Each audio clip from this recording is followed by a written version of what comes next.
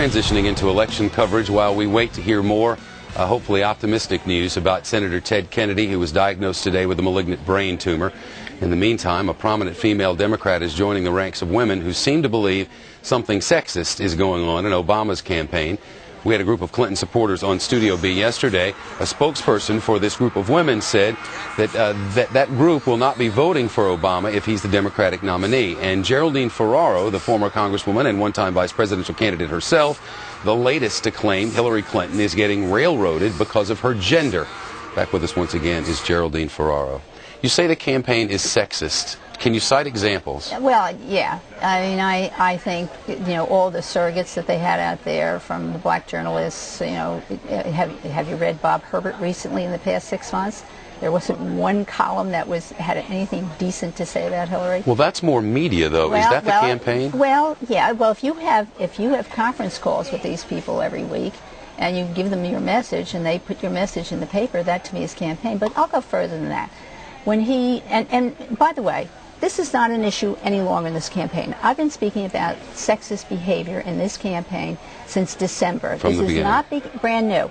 It started with the first debate in which she was beaten up, not only by all the candidates on stage, but also by the moderator, Tim Russell. I mean, I was like a lunatic. I know these people for a long time. Do you think that the media are in the tank for Barack Obama?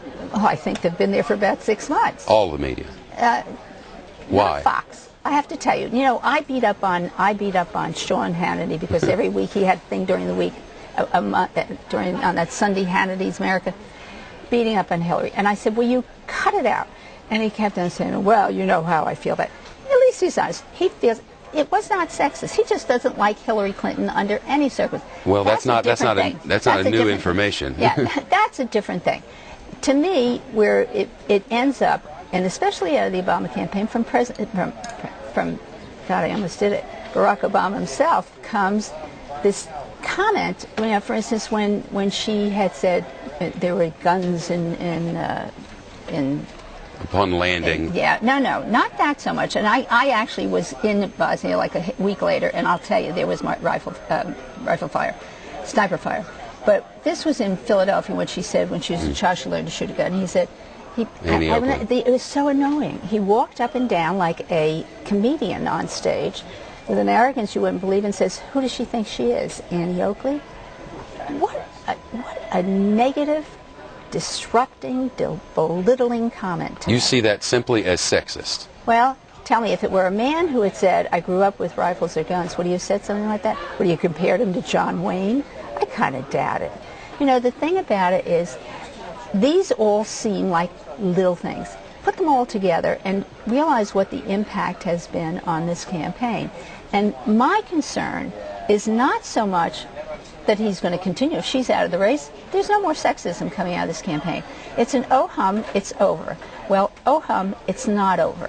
What has to be done is, I'm going to suggest, somehow, maybe in an op-ed piece, that the media get together and pay for a group, independent group, of maybe the group up in Harvard, to do a study on media. They have a media integrity group or whatever it is called. Center for Accuracy in Media. It's something like that. But they could do sadly, we have to hit a commercial break, but I want to continue this conversation because I do want to continue this conversation right after the break because we don't have a break. I was told we had a break.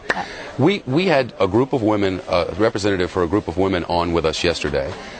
Who could not cite examples of sexism within the situation, but insisted that we were rude for asking the particular questions.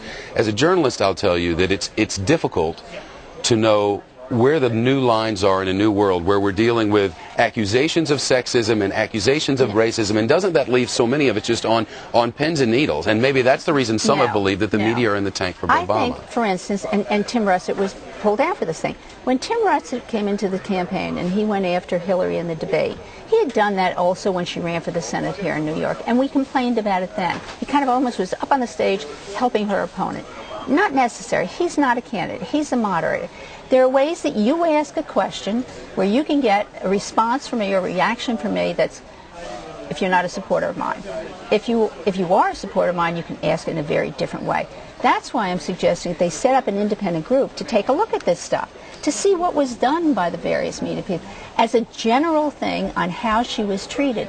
And after that, after they find out what happened, to get some sort of a commitment, to get these stations to send it out to the media, that's where the worst part was. When Obama did things like, you know, diminishing her again when she made a comment. You're nice enough. You know, that was it. But he also did this thing. You're likable enough. He did this thing. Those are demeaning things, and they're not each individually a big deal. Put them all together, and they spell sexism. As campaigns wind to an end, as some people's always do, those who don't end at some point wind to an end, those who don't win. During this campaign, in recent days, the Clinton camp has turned to blaming the media. They haven't. Well, but maybe there aren't fingerprints. Maybe there aren't fingerprints on it, but they have attacked the media. And here's the thing I want to ask you about. I have a history of attacking the media on this thing from December until now. I did it after the Super Tuesday. I contacted CNN, told them what I thought of them. Jack Cafferty, Wolf Blitzer, and they were my colleagues when I worked at CNN. So you think CNN's in the tank for them? I don't know what you mean by in the tank. Well, you think they're campaigning through journalism. I don't have an opinion on that. I don't watch them. I'm not. I wouldn't say that they can't. I'm saying that they're looking at this race and they've got a goal. They had a goal. They were never wanted to be accused of racism, but it's perfectly okay to be accused of sexism.